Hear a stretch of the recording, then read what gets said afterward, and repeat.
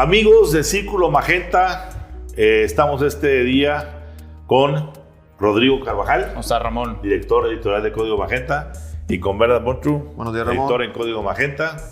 Y pues, señores, qué semana con volteando todos los ojos hacia Houston, Texas. exactamente. Con este drama, pues que es la primera vez que se tocan los intereses sanguíneos del presidente en este señalamiento, que es pues que su hijo José Ramón López Beltrán, casado con Caroline Adam, una broker energética, históricamente ya estaba en ese negocio, pues se ven inmiscuidos en una tormenta en la cual, pues primero, el aspecto congruencia de lo que el presidente predica y dice que le ha enseñado, de vivir en la frugalidad, de tener pocas cosas, de no ser aspiracionista, y la realidad, que dicho sea de paso, Rodrigo y Bernard, José Ramón tiene todo el derecho de vivir como él quiera, no tiene por qué vivir, porque mientras sea dinero legítimo con el que compre su esposa o él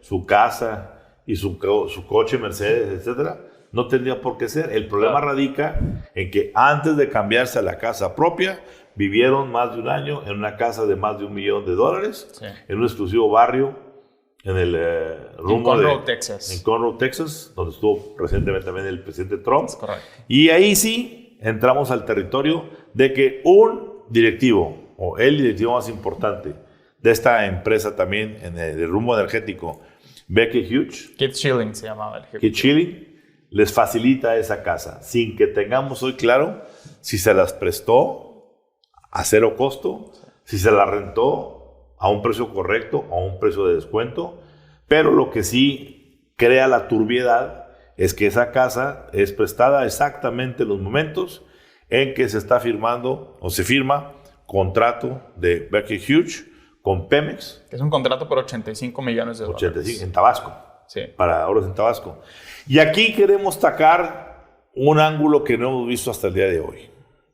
Por eso titulamos este segmento Odebrecht y las casitas de Houston.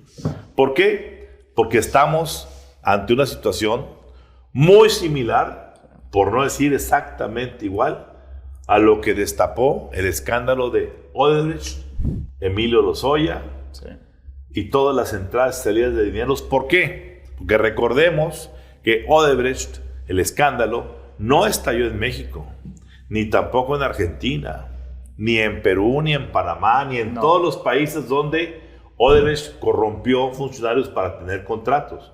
Estalló en Estados Unidos, donde la filial de Odebrecht allá, al compulsar los bancos, se dieron cuenta de la famosa cuenta que daba sobornos. Nada más y nada menos, Ramón, que en la Corte del Distrito Sur de Nueva York, que es la corte, digamos, en términos financieros, más poderosa del mundo. Porque es la corte que está ligada con Wall Street. Exactamente. Por empresas públicas. Ahorita nos explicarás. Pero aquí el punto, van a decir, ¿y qué tienen que ver las casitas de Houston con Odebrecht? Bueno, que si se logra comprobar que la famosa casa que tuvieron José Ramón y Caroline Adams, prestada antes de su casa actual, si fue producto de un beneficio, ¿sí?, gratuito o un favor, Baker Hughes es una empresa pública, como lo era Odebrecht, y entonces la investigación y la persecución y el juicio de ese caso tendrá que librarse no en territorio mexicano, sino en Estados Unidos. Y podría darse el caso de que tengamos en Caroline Adams, que es la promotora ejecutiva de la relación con Becky Hughes, a una futura Emilio Lozoya de la Cuarta Transformación. ¿Qué nos dices de esto, Rodrigo? Es un hecho que este caso no se va a investigar en México. Vamos a repetir lo que pasó entonces con Virgilio Andrade, la Casa Blanca, Grupo IGA y Enrique Peña Nieto.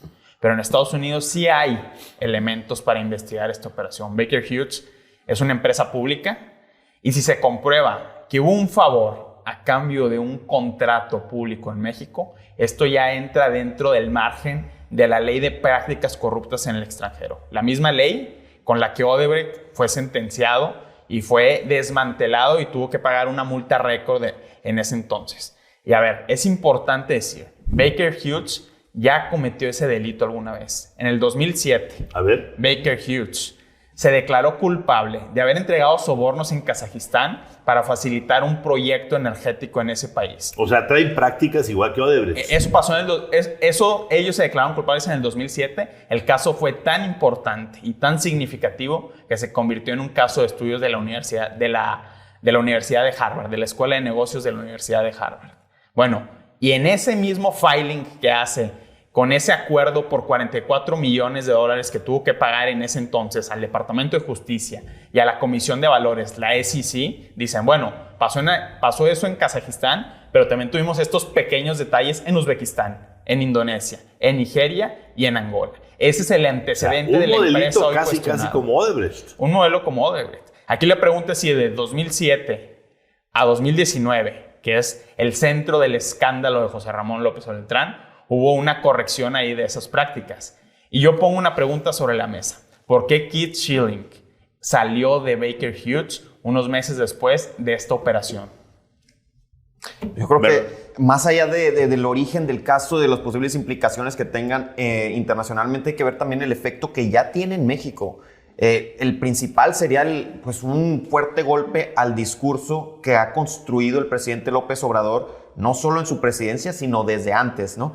Y este es el eslogan de no somos iguales, ¿no? Yo creo que sufre un fuerte golpe con este reportaje, el cual se suma, recordemos, al caso de Pío López Obrador, al caso de Felipa también, una familiar del presidente en Chiapas, y ahora pues al caso de los depósitos grabados, claro, de Gabriel, el de Bienestar. Sí, claro, de Gabriel, el caso de Javier May y su principal operador, Gabriel García.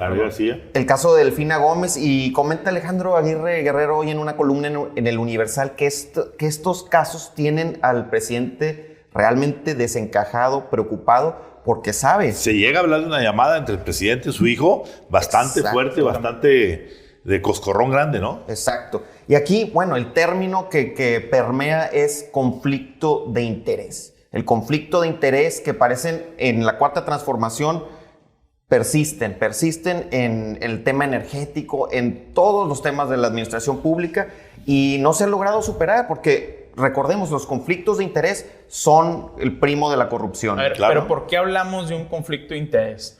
Porque el dueño de la casa, Keith Schilling, no era cualquier ejecutivo. Era un ejecutivo encargado del área comercial, que es el área encargada de conseguir los contratos fuertes de las empresas. Es decir, que si mal no recuerdo, digo, en esos momentos había sido promocionado un poquito más alto. Sí, algo había ocurrido en esos momentos. Quizá por el contrato, ¿verdad? Quizá por el contrato. Aquí el cuestionamiento es, Baker Hughes se deslinda y dicen, a ver, Keith Schilling ya es un ex empleado, no tiene nada que ver con nosotros, y dicen ellos, no tenía nada que ver con las operaciones en México. Bueno, eso se comprueba muy fácil, se comprueba con los recibos de la renta de esa casa. Así es. A ver, has tocado un punto neurálgico. Para que esto pueda salirse de un asunto de favores, tendría que el señor Schilling o Caroline Adams y José Ramón López Beltrán mostrar los recibos de esa renta.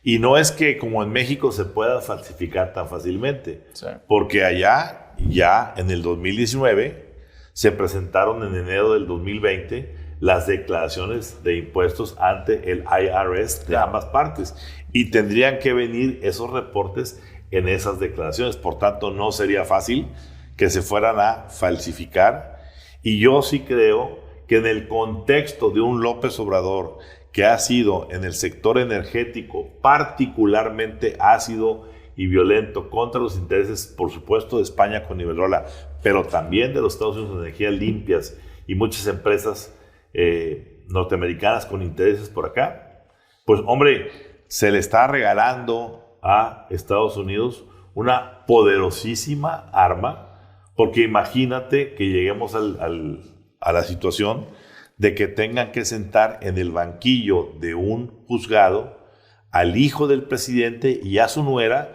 para que expliquen un contrato de Pemex, que es del sector energético que tanto se discute y que va a provocar una ola de reclamos, no solamente a nivel político, sino de los adversarios comerciales de Baker Hughes, porque aquí, en la guerra y en el amor, todo se vale y sobrarán quienes traigan a la mesa, como pasó en el caso de Odebrecht, que fueron desfajando la margarita y empezamos a ver que había más y más, y lo que originalmente aparecía ser únicamente, en el caso de Emilio Lozoya, un soborno o una ayuda o un dinero desviado a la campaña de Enrique Peña Nieto de unos 2, 3 millones de dólares, pues terminó siendo 10, 12, 14 millones de dólares. Fue creciendo. A ver, Ramón, el sector de la economía que realmente se le ha invertido en este gobierno es el sector energético.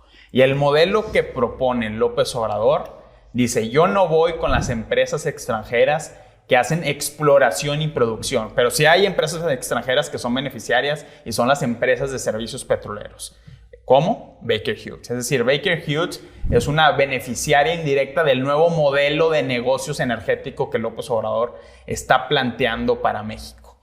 Y bueno, hay otra parte que creo que tenemos que comentar, que es el enfoque sobre cuál era la influencia que tenía Caroline Adams, cuáles eran los negocios que hacía Caroline Adams. Se habla de sus negocios inmobiliarios en México, específicamente en Holbox, de un área natural protegida. ¿Ahí qué habría hecho? A ver, ahí era un área natural protegida, se le quita ese estatus, pero hay protestas, hay movimientos y se regresa a ese asunto. Pero esa, tengo entendido, y es muy importante, ¿verdad?, que aquí digamos esta parte, que esta era una empresa filial o simultánea de Cava Energy. Cava Energy, es correcto. Monterrey, que opera es una empresa energética de Monterrey. De Carlos Álvarez, mejor conocido como Cálico. Exactamente. Donde ya varios columnistas y medios han señalado que con Cálico, con Carlos Álvarez, operaba Caroline Adams. Sí. Cuidado porque... A ver, Ramón, eso no es ningún secreto. Caroline Adams en sus redes sociales, que hasta hace poco las tenía abiertas y cualquiera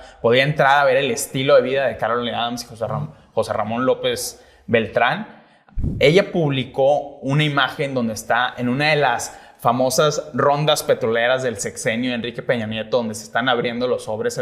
Está ella en convenciones del sector energético. Es decir, era una ejecutiva, digamos, que se movía todo el tiempo en esos círculos importantes de la industria. De hecho tenemos, bueno, yo al menos tengo reportes de que desde que se hizo abierta la relación familiarmente hablando en la casa presidencial, el presidente no veía con muy buenos ojos a esa situación de que ella fuera una broker energética, porque sabía que inevitablemente más temprano que tarde iban a salir cosas como esta. O sea, el presidente lo previó, no lo paró a tiempo, no lo sujetó, por eso la disputa fuerte. Pero la pregunta aquí es, esta Cava Energy, yo recuerdo que la Unidad de Inteligencia Financiera en los tiempos de Santiago Nieto estaba investigando una serie de empresas de nombre Cava, C-A-V-A, que eran Cava Inmobiliaria, Cava Agricultura.